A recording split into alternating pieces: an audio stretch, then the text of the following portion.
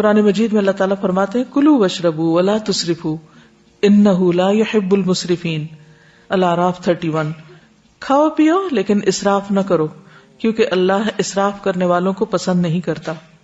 نبی صلی اللہ علیہ وسلم نے فرمایا کھاؤ اور پیو اور پہنو اور صدقہ کرو لیکن اسراف نہ کرو اور تکبر نہ کرو، یعنی کھانے پہ بھی فخر نہ کرو اور اسی طرح لباس پر بھی نہیں، کیونکہ کھانا پینا لباس یہ چیزیں ہیں جن کی وجہ سے لوگ اپنے آپ کو دوسروں سے بڑا سمجھنے لگتے ہیں اگر کسی کو یہ نعمت دوسروں کے مقابلے میں زیادہ ملی ہو۔ کھانے پینے میں سادگی۔ حضرت انس فرماتے ہیں میں نہیں جانتا کہ نبی صلی اللہ علیہ وسلم نے کبھی پتلی روٹی دیکھی ہو، چپاتی، یہاں تک کہ آپ اللہ سے جا ملے، اور نہ آپ نے کبھی مسلم بھنی ہوئی بکری دیکھی کہ پوری کی پوری بکری ایک ہی طرح تیار کر دی جائے کھانے کے لیے۔ حضرت عائشہ فرماتی ہیں کہ نبی صلی اللہ علیہ وسلم کے گھرانے نے اگر کبھی ایک دن میں 2 مرتبہ کھانا کھایا تو ضرور اس میں ایک وقت صرف کھجوریں ہوتی تھی، یعنی 2 وقت پراپر میل نہیں ہوتا تھا، میل ایک ہی اور اس کے ساتھ باقی کوئی بھی را چیز۔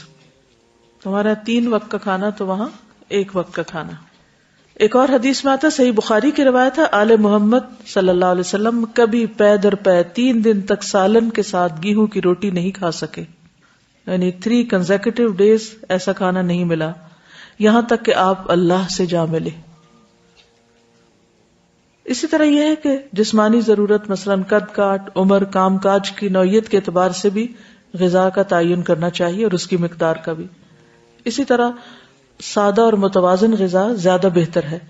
کھانا بھوک لگنے پر ہی کھانا چاہیے اور کچھ بھوک ابھی رہتی ہو تو کھانا چھوڑ دینا چاہیے۔ کچھ غذائیں جن کا ذکر قرآن مجید میں ہے، سب سے پہلے کھجور۔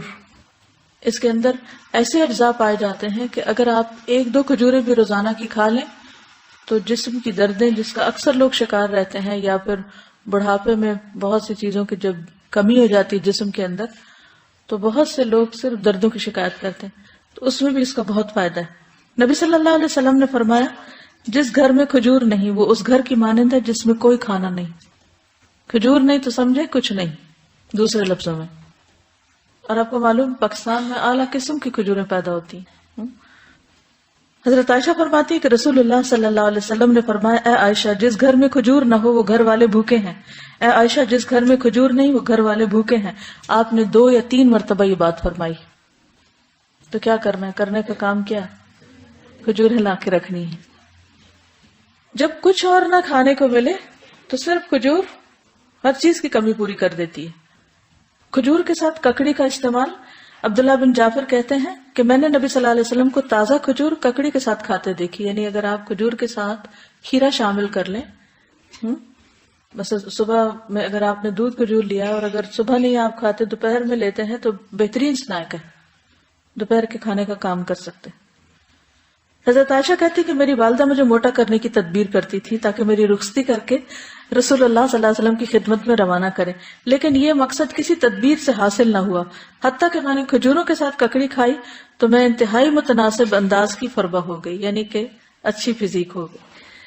تربوز اور تازہ کھجور۔ حضرت عائشہ کہتے ہیں کہ رسول اللہ صلی اللہ علیہ وسلم تربوز اور تازہ کھجور ملا کر کھایا کرتے تھے اور فرماتے تھے ہم اس کی گرمی کا علاج اس کی ٹھنڈک سے اور اس کی ٹھنڈک کا اس کی گرمی سے کرتے ہیں، یعنی تربوز جو ہے وہ کھانے میں ٹھنڈا ہوتا ہے اور کھجور گرم ہوتی ہے تو ان کو جب ملا کے کھایا جاتا ہے تو کوئی نقصان نہیں ہوتا، جو عام طور پہ بعد میں لوگ کہتے ہیں گرمی لگ گئی اور ٹھنڈ لگ گئی۔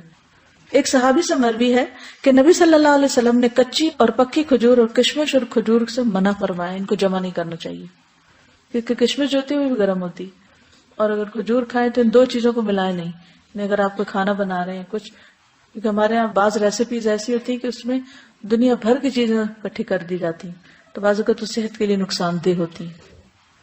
دوسری چیز ہے انار۔ حضرت علی فرماتے ہیں کہ انار کو اندر والے چھلکے سمیت کھایا کرو کیونکہ یہ معدے کی بیماریوں کا علاج ہے۔ ہم عام طور پہ صرف اس کا پھل نکال کے کھا لیتے اور باقی سب چیزیں ویسٹ کر دیتے ہیں، تو اندر کا چھلکا کون سا ہوتا ہے؟ وہ وائٹ سٹف جس کے اندر دانے لگے ہوتے ہیں۔ انار بھی جنت کا پھل ہے اور اس میں بھی بہت سارے فائدے ہیں۔ زیتون۔ قرآن مجید میں اللہ تعالیٰ نے انجیر اور زیتون کی قسم کھائی، والتین والزیتون۔ ان کے فوائد کے پیش نظر روزانہ کم از کم 1 انجیر، 1 زیتون اور خالص زیتون کے تیل کا 1 چمچہ استعمال کرنا فائدہ مند ہے۔ جسمانی توانائی اور دماغی قوت کے لیے زیتون کے تیل کی مالش بھی یعنی مساج بھی فائدہ مند ہے. اللہ سبحانہ وتعالیٰ نے زیتون کے تیل کو قرآن مجید میں مبارک تیل کہا ہے. حدیث میں آتا ہے کلوا الزیت وادہنوا بہ فانہ من شجرۃ مبارکہ. نبی صلی اللہ علیہ وسلم نے فرمایا زیتون کا تیل کھاؤ اور لگاؤ، یہ ایک مبارک درخت سے نکالا گیا ہے، یعنی درخت مبارک ہے جس سے نکلا وہ تیل بھی کیا ہوگا؟ فإنها من شجرۃ مبارکۃ. ایک اور روایت میں آتا ہے زیتون کا تیل سالن کے طور پر استعمال کرو، یعنی روٹی کا ٹکڑا زیتون میں ڈبو کے کھا لو اور اسے سر اور بدن میں لگاؤ، یہ مبارک درخت سے حاصل ہوتا ہے. حضرت عائشہ فرماتی ہے کہ رسول اللہ صلی اللہ علیہ وسلم وفات پا گئے اور آپ نے ایک دن میں 2 مرتبہ روٹی اور زیتون کا تیل سیر ہو کر نہیں کھائے، یعنی 2 بار میل نہیں لیا آپ نے، 1 میل ہوتا تھا آپ کا، اور ہر وقت وہ گھی میں لگا ہوا نہیں ہوتا تھا. پیلو کے درخت کا پھل. جابر بن عبداللہ کہتے ہیں کہ ہم رسول اللہ صلی اللہ علیہ وسلم کے ساتھ مر الزہران کے مقام پر تھے، ہم پیلو توڑ رہے تھے، آپ نے فرمایا جو خوب کالا ہو وہ توڑو کیونکہ وہ زیادہ لذیذ ہوتا ہے، یعنی یہ بھی کھانے کی چیز ہے. کدو. فنبذناہ بالعراء وہو سقیم وانبتنا علیہ شجرۃ من یقطین. پھر ہم نے اسے یونس علیہ السلام کو ایک چٹیل میدان میں ڈال دیا جبکہ وہ بیمار تھے، اور ہم نے اس پر کدو کا بیلدار درخت اگا دیا. انس بن مالک کہتے ہیں کہ ایک درزی نے رسول اللہ صلی اللہ علیہ وسلم کو کھانے پر بلایا. وہ کہتے ہیں کہ میں خود بھی اس دعوت میں آپ کے ساتھ گیا. اس درزی نے روٹی اور شوربہ جس میں کدو اور سوکھا گوشت تھا رسول اللہ صلی اللہ علیہ وسلم کے سامنے پیش کیا. میں نے دیکھا کہ نبی صلی اللہ علیہ وسلم کدو کے قتلے پیالے میں تلاش کر رہے تھے، یعنی گوشت بھی تھا اور کدو بھی، تو آپ گوشت کی بجائے کدو اٹھا اٹھا کے کھا رہے تھے. اس دن سے میں بھی برابر کدو پسند کرتا ہوں. حضرت یونس علیہ السلام کی بیماری کے علاج کے طور پر کدو کی بیل اگائی گئی تھی، جس سے ان کے جسم پر جو بھی مچھلی کے اسٹمک میں جانے کی وجہ سے جو ایسیڈک مادہ تھا وہ لگنے سے زخم وغیرہ ہوئے ہوں گے، ان کا علاج اس سے ہوا. انس کہتے ہیں کہ اس کے بعد جو کھانا میرے لیے تیار کیا گیا اور جتنا مجھ سے ہو سکا میں نے اس میں کدو کو ضرور شامل کر لیا. چقندر اور جو. سہل بن سعد کہتے ہیں کہ ہمیں جمعہ کے دن بڑی خوشی ہوتی.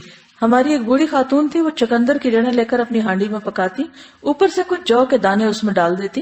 ہم جمعہ کی نماز پڑھ کر ان کی ملاقات کو جاتے تو ہمارے سامنے یہ کھانا رکھتی، یعنی ہر جمعہ وہ یہ کھانا پکا کے رکھتی اور ہم سب کھاتے. جمعہ کے دن ہمیں بڑی خوشی اسی وجہ سے رہتی تھی، یعنی ہمیں پتا ہوتا تھا آج اچھا سا کھانا ملے گا. ہم نماز جمعہ کے بعد ہی صبح کا کھانا کھایا کرتے تھے. اللہ کی قسم نہ اس میں چربی ہوتی تھی نہ گھی، یعنی چقندر ہوتے تھے ابلے اور اس کے اوپر جو کے کچھ دانے، پھر بھی خوش ہوتے تھے. ہمارا کیا حال ہے؟ کہتے اللہ کی قسم نہ چربی ہوتی تھی نہ گھی. اگر ہمیں کبھی بیماری میں بھی کبھی علاج کے طور پر بھی ایسی سبزی کھانے کو ملے تو ہم اپنے آنسو سے اس کو بھگو دیں.